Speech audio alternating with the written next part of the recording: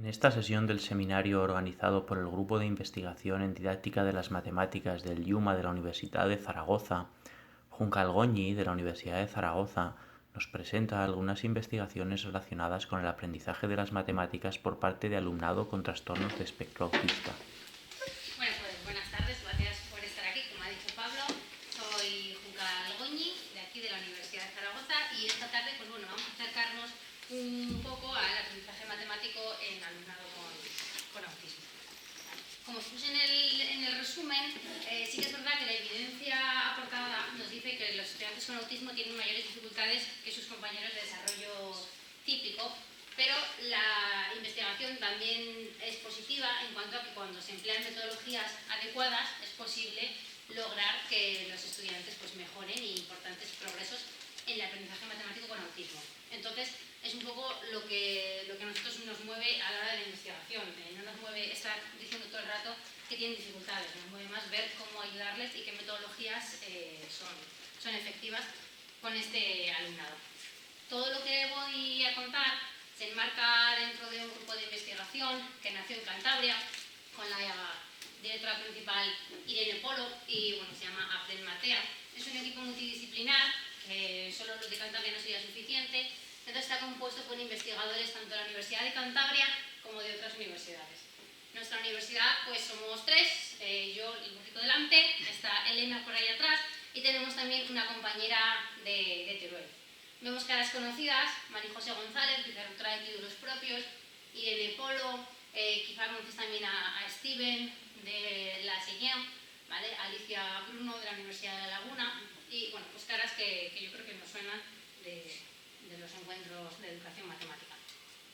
Pero estamos en un equipo, como he dicho, multidisciplinar, estamos hablando de matemáticas, estamos hablando de educación, de autismo, entonces no podemos dejar de lado la parte clínica. El proyecto del equipo no sería posible sin psicólogas y psiquiatras. Tenemos a Beatriz Payá, que es la psiquiatra que dirige todo el tema de salud mental infanto-juvenil del área de Santander. No tenemos fotos de María Juncal, pero dirige todo el área de salud mental infanto-juvenil del área de Torlavega. Y ya está, en Cantabria con esas dos áreas podemos decir que está Cantabria cubierto. Y tenemos pues también psicólogas tanto del sistema público como del sistema privado que ayudan con el proyecto. Y por supuesto estamos en educación matemática, todo esto tenemos que intentar llevarlos a las aulas, necesitamos colaboración con docentes y pues contamos, bueno, hay muchísimos más docentes que han participado de alguna manera u otra en el equipo de investigación, pero bueno, no están en la página web, no tenemos la foto, pero vemos variedad en los docentes, educación secundaria, tenemos orientadoras de educación especial, maestras de educación especial, PTs orientadores, profesoras generalistas, muy importante, no podemos estar trabajando educación matemática en autismo solo con los PTs y con las ALs, profesoras generalistas y AL de aquí de Aragón, y todos los demás. El equipo ha ido creciendo, la verdad que a una velocidad muy interesante, ha recibido bastantes proyectos, tanto autonómicos como nacionales. Los que están ahora en vigor son los dos de arriba. El primero es el estatal, es un gran proyecto porque nos concedieron un contrato predoctoral. Nuestra compañera Lara se incorporó hace poco y está realizando la tesis doctoral gracias a un contrato FPI. Y también contratamos a una técnico, no tenemos foto porque se ha incorporado también hace poco, entonces bueno, el proyecto de arriba es bastante importante y el segundo también está en vigor, es de transferencia del gobierno de Cantabria. Entonces, como os digo, el proyecto pues va creciendo bastante rápido. Entre los objetivos que persigue, el primer objetivo es establecer relaciones entre el rendimiento en la resolución de problemas matemáticos y algunos dominios cognitivos que se asocian con el trastorno, con el rendimiento matemático y también con algunos dominios cognitivos afectados con el autismo. Ese sería el primer objetivo, que en ese nos vamos a detener más tarde cuando cuente parte de mi tesis doctoral. El segundo de los objetivos es diseñar intervenciones didácticas. En un principio era solo de resolución de problemas matemáticas, pero ha ido creciendo y ya pues hay intervenciones didácticas en otras habilidades y competencia matemática temprana, el pensamiento algebraico o tenemos algunos estudios como geometría. En este segundo objetivo también nos vamos a parar más detalladamente. El tercer y cuarto objetivo, el tercer objetivo es desarrollar tecnologías de apoyo para poder trabajar con los niños con autismo y sobre todo aquí pongo el foco en las adaptaciones de GeoGebra. Este tema lo lleva mucho más, bueno, lo lleva Steven de la Universidad de Cantabria y bueno, en colaboración con un proyecto, no sé si os sonará de Martes GG, de los profesores de secundaria, bueno, secundaria no, son profesores de educación matemática, elaboran apples de GeoGebra, no sé si alguno incluso hacéis algún apples de GeoGebra o estéis interesados, bueno, pues entonces a nosotros nos pidieron que elaborásemos un decálogo para que estas apples pues, fuesen más inclusivas y fuesen pues, para que todos los niños pudiesen disfrutar de estas apples. Entonces, bueno, así en dos pasos, primero se creó un decálogo que luego se validó en juicio de expertos. Esto no es que no está publicado, pero tenemos algún póster en la SEIEM, ahora no se me va a abrir, bueno, aquí se ve el título del póster, nada, era un póster en el que se ve pues eso, los pasos del decálogo y la validación. Y luego más tarde lo que también se hizo fue adaptar las apples. Mediante ese decálogo, que al final también dio una plantilla, que quien usa GeoGebra puede emplear esa plantilla, también se están adaptando a apples, es decir, coger apples que ya estaban hechas y adaptarlas con ese decálogo. Eso sí, eso, esto es lo del decálogo. Aquí teníamos la colaboración con Mates GG y con el TIEN, en la plantilla, y aquí se veían algunos, pero quería enseñaros más el otro.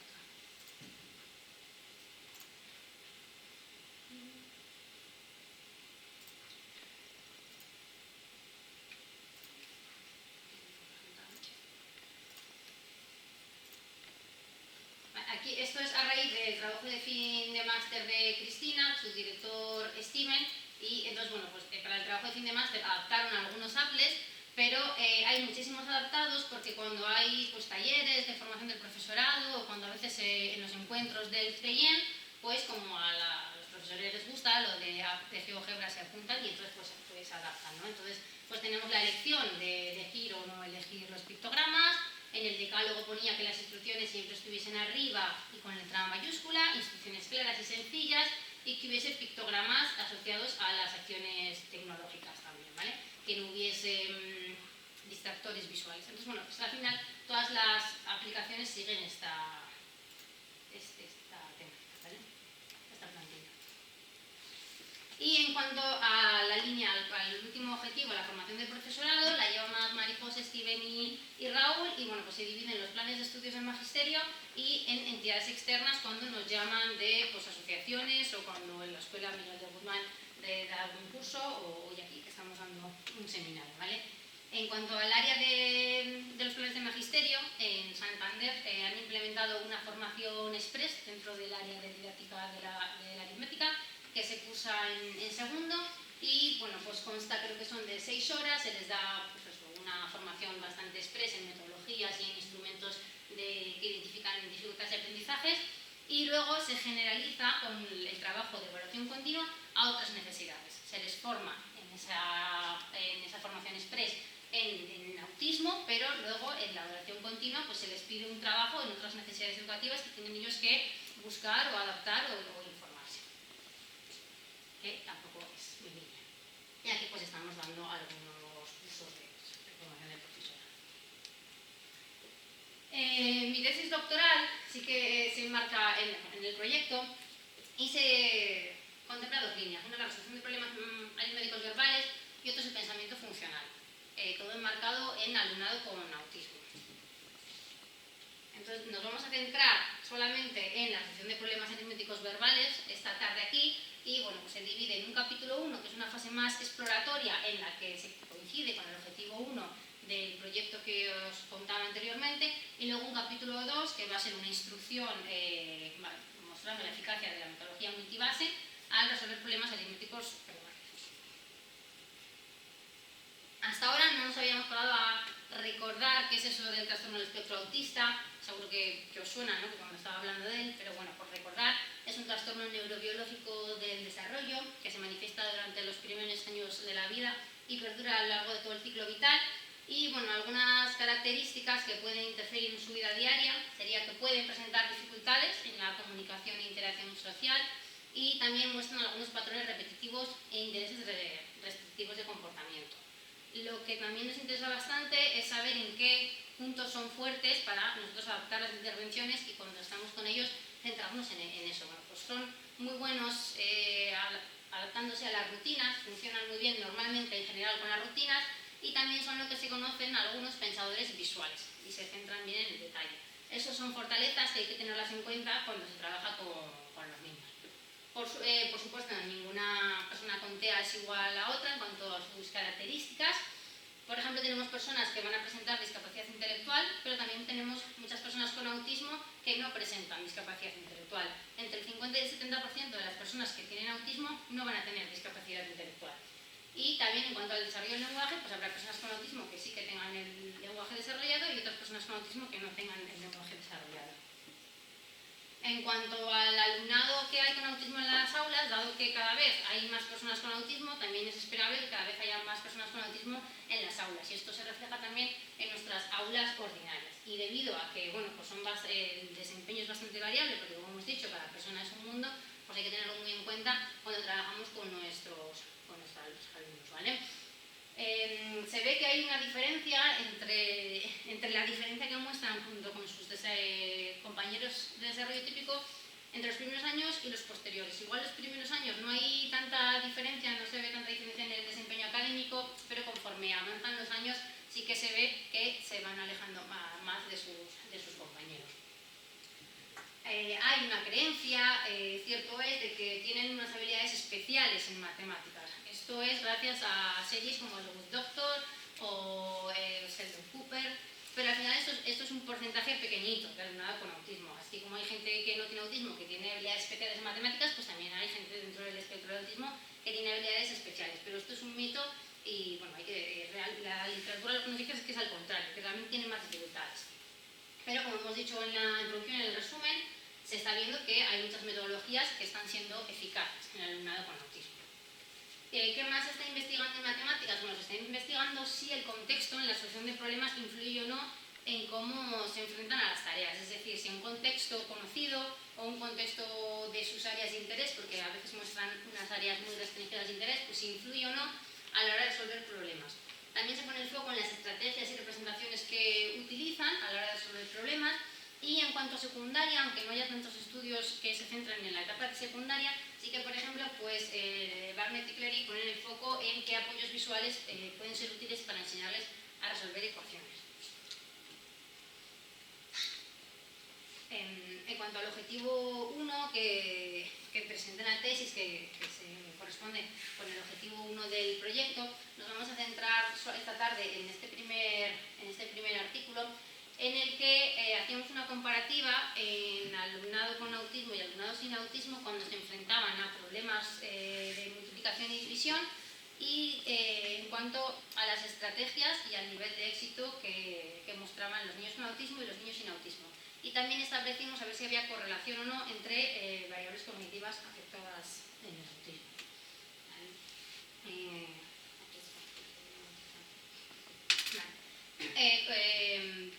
Los participantes fueron 26 estudiantes con autismo y 26 estudiantes sin autismo.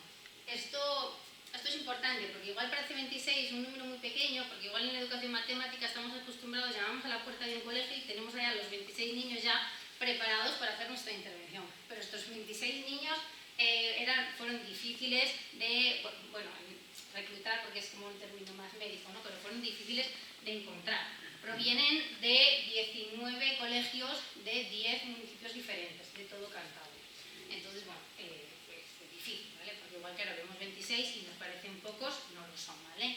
Además, queríamos aislar el trastorno de otras características. Por tanto, no tenían que tener discapacidad intelectual ni tenían que tener otras características, trastornos, enfermedades asociadas. No tenían que tener. Estábamos en la etapa de primaria, entonces entre 6 y 12 años. ¿Cómo conseguimos a estos niños? Bueno, mediante la difusión del proyecto, tanto por canales de salud mental, pediatría, orientadores de colegios, redes sociales, familias, ¿vale? Y entonces, bueno, cuando ya uno de los niños, sus familias aceptaban participar en el proyecto, entonces primero se corroboraba el diagnóstico con autismo, si no estaba muy reciente o incluso muchas de las familias igual tenían la duda, ¿vale? Y entonces luego se les pasaban las pruebas psicológicas. Las psicólogas que os he mostrado al principio del equipo clínico les pasaba varias pruebas psicológicas para tener esas variables y después ya pasaban con nosotros a las pruebas matemáticas. Les medíamos la edad matemática para asegurarnos que tenían mayor de 6 años porque iban a se iban a enfrentar a problemas de multiplicación y división. Entonces, aunque no necesariamente podían tener 6 y 7 años, podían utilizar estrategias informales, pero que al menos tuviesen adquirido un poco el conteo o la suma. Entonces, bueno, tenemos un corte ahí de edad matemática de 6 años. Y si todo salía bien, entonces ya buscábamos a su control. Es muy importante, estos 26 niños están pareados, controlados por sexo, por edad, por clase. Es decir, una vez que un niño con autismo ya formaba parte del proyecto, se pedía colaboración normalmente al colegio para que nos encontrase, ¿no? Pidiese permiso a las familias, al niño, bueno, lo más parecido al niño con autismo, pero es que no tuviese autismo. Se pareaba también por nivel socioeconómico. Entonces, bueno, aquí son los datos de los participantes. 23 niños, 20 a 3 frente a 3 niñas. Este fin de semana he estado en el Congreso de Autismo Burgos y hablaban de estas ratios de niños frente a niñas. Se habla de 1 sobre una niña por cada 4 niños, pero dicen que eso incluso es un mito, que seguramente tiene que ser 1 sobre 3. Bueno, ya hay un debate, hay una línea abierta, pero es que lo que nosotros hemos visto ni siquiera cumple ni con el mito ni con lo que se cree que es en realidad. Bueno, ese es ahí otro tema aparte a explorar. Nosotros no poníamos requisitos de chico o chica, pero bueno, solamente teníamos a 23 niños. Entonces, bueno, nuestras 3 niñas las tenemos súper cuidadas, súper fosforiteadas. Y nada, fijaros que a pesar de todo eso, las puntuaciones de los niños con TEA en todo son levemente un poquito más bajitas que las de sus compañeros de desarrollo típico. He preguntado antes de venir a la charla cómo iba el proyecto y ahora estamos en 80. Los códigos tienen unas letras y entonces estamos ya por el niño con autismo 80. Echémosle unos 50 colegios. Vale, en cuanto a los resultados, vimos una diferencia significativa en cuanto a la distribución en los cuartiles del alumnado con autismo. Fijaros que la mayoría se concentran en un nivel de éxito del 0 al 23% en cuanto a la resolución de problemas, que eran 8 problemas de todos los tipos de multiplicación y división. Eso igual no lo veis. Se repetía. Y vale, en cuanto a las correlaciones entre las variables cognitivas, ¿vale? Pues se vio una correlación positiva en el grupo con autismo entre el uso de la estrategia y una flexibilidad cognitiva e inhibición anterior a la mente. Es decir, a una estrategia más avanzada, mayor flexibilidad cognitiva, mayor inhibición o mayor teoría de la mente. Y en cuanto a ese grupo, a ese 57% de alumnado con TEA que estaba en el nivel de éxito 0,25%, pues también mostraron puntuaciones más bajas en comprensión verbal, inhibición o teoría de la mente. Entonces, sí que se ha visto una correlación entre esas variables. Bueno, este estudio tiene importantes implicaciones prácticas porque a veces cuando el alumnado muestra dificultades no sabemos muy bien por qué o nos empeñamos en seguir enseñando de la misma manera y bueno, pues poner el foco en esas variables cognitivas que hemos visto que también están afectadas podría ser una manera de intentar pues, que las intervenciones fuesen por ahí, ¿vale? Que considerasen la estimulación de esas funciones cognitivas que se han visto que están implicadas.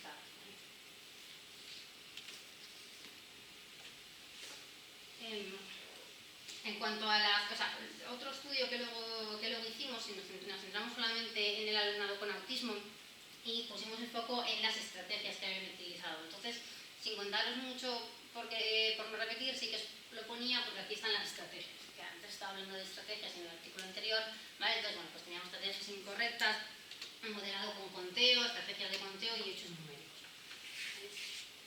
Para este estudio cogimos a los más mayores, a los de 8 a 13 años. Y bueno, entre las conclusiones de este estudio, que también está publicado en la Pansina Autismo, los problemas que más difíciles les resultaron es que solo con los niños con autismo. fueron los de división por agrupamiento, y las estrategias que le condujeron más al éxito fueron las de modelado con conteo y hechos numéricos. Estamos en este estudio con los niños mayores, de 8 a 12 años. Entonces, bueno, sí que vemos una diferencia entre lo que nos dicen los estudios de niños sobre desarrollo típico de estas edades, que normalmente suelen elegir más estrategias más avanzadas, irse directamente a los hechos numéricos y suelen ser correctos, ¿vale? Mientras que aquí, pues bueno, pues también todavía se quedan en esas estrategias rudimentarias. Pero bueno, estos resultados también son útiles para ayudarles a avanzar hacia estrategias más avanzadas, más abstractas. A veces igual también estamos en quinto y sexto y queremos que utilicen las tablas de multiplicar o que utilicen estrategias abstractas. Bueno, pues igual hay que seguir el camino, igual no hay que abandonar tan pronto la estrategia que sí que se le está dando. Bueno, el capítulo 2, como os decía, tanto de la tesis como del proyecto, tiene como objetivos evaluar la eficacia del proyecto de metodología, ¿no? Y de mi tesis en concreto, evaluar la eficacia de una metodología basada en esquemas modificada en la resolución de problemas aditivos de comparación. Nos lo publicaron el viernes 17 de mayo, está ahí, por ahí, ¿vale? Pues lo queréis leer. Y nada, bueno, como habíamos dicho, sí que se está viendo que hay metodologías efectivas para progresar en matemáticas. Lo que se suele hacer con el alumnado con autismo es tomar metodologías que han visto que son eficaces en otras necesidades educativas y bueno, probarlas con autismo para ver si poco a poco se va engordando la literatura y al final se quedan en prácticas basadas en evidencia. Una de esas prácticas es el SBI, que, bueno, pues que consiste en trabajar con esquemas, ¿vale? Son diagramas esquemáticos que combinan distintas representaciones para cada tipo de problema. Y sí que se ha visto que está siendo efectivo en alumnado con autismo. Pues algunos ejemplos de los esquemas: este puede ser de parte todo, este puede ser un problema de cambio, al principio tengo algo, me pasa y cuántos tengo al final, ¿vale? Al final es la utilización de esquemas. Sin embargo, se ha visto que solo los esquemas pueden ser insuficientes en algunos casos y por eso varios autores lo que han hecho ha sido modificar esos esquemas añadiendo pues, otros apoyos. Por ejemplo, apoyarse en representaciones visuales, utilizar vídeos, utilizar las tecnologías dependiendo de con el alumnado con el que estemos trabajando. Y ahora toma más fuerza el NSBI, que es esquemas modificados. Por ejemplo, Ruth y colaboradores pues, probaron la metodología NSBI con estudiantes con autismo y discapacidad moderada y pues, aparte de los esquemas emplearon un organizador gráfico, una hoja de pautas y materiales concretos, ¿vale? Para problemas de comparación con la incógnita en la diferencia. Para este estudio nosotros lo que hicimos fue probar con problemas de comparación con la incógnita tanto en la diferencia como en la cantidad comparada. Entonces participaron en el estudio 3 estudiantes, 3 chicos escolarizados en segundo y cuarto de educación primaria en un centro ordinario que mostraban dificultades en problemas matemáticos acorde con sus tutores y familias, tienen una edad matemática superior a 5 años y medio. Entonces, bueno, cuando se prueban metodologías eficaces en alumnado con autismo o en alumnado con necesidades educativas especiales, es importante que para la metodología de investigación se necesitan al menos 3 sujetos o 3 comportamientos y con 3 es suficiente. Luego, cuando veamos la gráfica se verá mejor, pero lo que hay que hacer es que esos 3 niños tienen que ir, esos 3 comportamientos, esos 3 sujetos tienen que entrar secuencialmente. Pero todo esto da para otro seminario en la metodología de investigación. Para probar, de esta manera se prueba si hay una relación funcional entre la instrucción y la mejora. Mínimo 3 estudiantes o 3 comportamientos, muy importante. Entonces, bueno, ya es lo que se llama metodología multibase, ¿vale? Bueno, tuvimos una evaluación inicial que eran unos pretest, consistían en las hojas con el enunciado del problema y no tenían ningún tipo de apoyo, ningún material, ni estaban adaptadas. Luego vino la intervención, que va a ser una intervención, como he dicho, con la metodología de los esquemas modificados, y luego una evaluación final en la que de nuevo se le retiraban todos los apoyos. Se partía de un seguimiento, que fueron 3 sesiones, y luego se generalizó lo aprendido a problemas con la incógnita en la referencia desconocida, que no los habíamos trabajado previamente durante la instrucción, pero que sí que se habían evaluado al inicio, y también problemas de 2 operaciones, que lo mismo, tampoco se habían trabajado durante la instrucción, pero sí se habían evaluado al inicio. estudiantes para ver si habían generalizado lo aprendido. Nuestra idea inicial era generalizar lo aprendido dentro del aula, pero pues bueno, estamos en 2021 y muchas gracias que nos dejaron entrar al cole, entonces no nos dejaban entrar en el aula general y se nos quedó como pendiente. Y también un mantenimiento pasados unas 6-7 semanas para ver si tenían actividad. La intervención se dividió en una sesión de historias en las que los problemas no tenían incógnita para que los estudiantes se familiarizasen con el material, con los esquemas, con el material manipulativo, con la hoja de pautas. Y luego empezaron las sesiones de problemas donde ya sí que había una incógnita. Primero empezamos con la incógnita en la diferencia, luego pasamos con la incógnita en la cantidad comparada y luego ya los mezclábamos para que no supiesen en cuál estamos y no harían lo mismo. Repito, no trabajamos la incógnita en la referencia porque lo que hicimos fue generalizar a ver si lo sabían ellos generalizar. Todas las sesiones siguieron la secuencia modelo, guía y evaluación. Es decir, primero la instructora, que en este caso, en este estudio era yo, realizaba exageradamente un poco el problema, yo sola, y luego ya estaba la guía en la que realizaban 2 o 3 problemas el estudiante, yo le podía ayudar, le podía dar feedback, le podía recordar lo que tenía que hacer, y ya por último la evaluación en la que creo que eran 4 problemas, que serían los que los tenía que hacer él solo, y serían los que se evaluarían de cara luego al análisis cuantitativo, a tener ahí esa que venía la gráfica. Los materiales disponibles tenía el esquema, tenía los bloques. Las hojas de trabajo en principio eran estas, no las de los baseline. La evaluación inicial era el enunciado normal y corriente. Y las evaluaciones finales del seguimiento también. Durante la instrucción la hoja de trabajo estaba pautada, los enunciados estaban, no se ve muy bien, pero Rocío tiene 2 piruletas. Ya está. Y luego Juan tiene 7 piruletas. Estaban de manera clara, cortita, todo secuenciado. Y también tenían la hoja de pautas, tan querida y tan odiada a la vez, nosotros sí que la usamos, tenían aquí las pautas. Repito, luego en la evaluación final se le retiraban sus apoyos y no tenían la obligación de utilizar nada que no quisieran, ¿vale? El estudiante C estaba acostumbrado a trabajar con pictogramas y solo él, por tanto nosotros le mantuvimos a él los pictogramas. Los demás no por el hecho de que una persona tenga autismo con pictogramas, ¿no? Si los niños normalmente no utilizan pictogramas, porque le vas a dar el enunciado entero con pictogramas. Este niño sí, porque este niño sí que estaba acostumbrado él a usar los pictogramas. Entonces también se adaptó a cada estudiante. Vale, los resultados muestran diferente desempeño en cada niño. Aquí podemos ver un poco lo que os decía, de que los niños entran secuencialmente. Fijaros que el primer niño entra, tiene la estrellita es la sesión de historias, luego tiene el primer triángulo y cuando ya ha hecho 2 sesiones bien, este de aquí está haciendo primero de control, estamos evaluando, y este está también haciendo de control, y cuando ya mejora, ya entra el siguiente en la instrucción. Además, se debe de decidir también cuándo se va a cambiar de fase. Por ejemplo, nosotros habíamos puesto la condición de que sean mínimo 2 sesiones y que sean el 100%.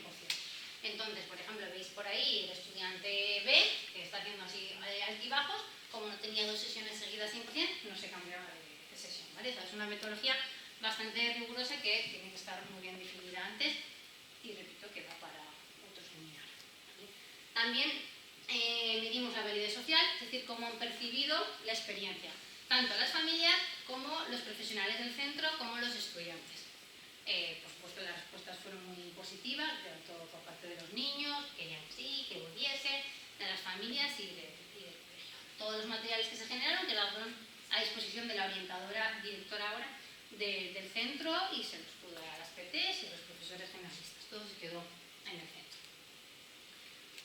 Más tarde, este ya no está en mi tesis doctoral, pero bueno, a mí se me quedaba un poco personalmente la sensación de que era todo muy cuantitativo, ¿no? Nosotros medíamos al final si lo hacían bien, si lo hacían mal en esas 4 últimas sesiones, pero toda la parte guía, toda la instrucción que se hace, todo el comentario que tú estás haciendo con la instructora, no se puede reflejar en el artículo. ¿Por qué? Pues no, por temas de espacio, ¿no? Aquí estamos solamente probando, poco, si la metodología es efectiva. ¿Esto funciona o esto no funciona? Y entonces a mí me faltaba esa parte pues, de didáctica, porque al final yo soy didacta. Entonces, bueno, pues cuando me fui de estancia a Lisboa con Elia Jacinto, nos propusimos pues, poner más el foco en esa fase guía que no se había analizado tanto tan en detalle porque nos habíamos quedado siempre en la parte de la evaluación. Entonces, ¿qué había pasado en esa fase guía? Entonces hicimos un estudio de caso con el estudiante A, pusimos el foco en él porque era como el que más explicaba las respuestas más verbal era, y nos centramos en los problemas de lenguaje inconsistente o no estereotipados, que son aquellos en los que no coincide, ¿no?, la palabra más que con lo que hay que hacer, realmente tenemos que restar. Bueno, pues porque pensamos que igual serían también un poco más interesantes, un poco más difíciles. Pusimos el foco en las fases de polia, en ver en qué fases mostraba más dificultades este estudiante y en ver qué hacía la instructora durante la intervención de esa fase de guía, que estaba todo grabado en vídeo, pero que, repito, que casi no se había analizado, para ayudarle y apoyarle. Entonces, bueno, vimos que las dificultades eran previsibles debido a esas palabras clave, ya la literatura nos lo dice, ¿no?, que si hay unas palabras clave van a tener esas dificultades, eso era previsible, y vimos que sí que había una mejora en cuanto a la comprensión de los enunciados.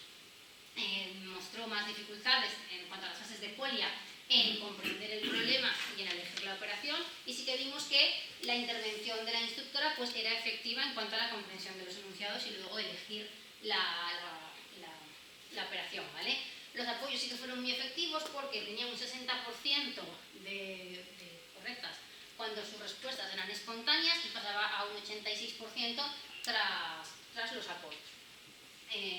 Entonces, bueno, como limitaciones de los estudios, siempre lo diremos, no nos es posible generalizar a todo el alumnado con trastorno del espectro autista. Primero porque hay una variabilidad ahí infinita, pero bueno, luego tampoco es nuestro objetivo. En este caso es un estudio de caso con un alumno, ¿vale? Y también, como os había contado, no fue posible extender la instrucción al grupo clase. La literatura también nos dice que es más fácil convertir más que en una resta que menos que en una suma.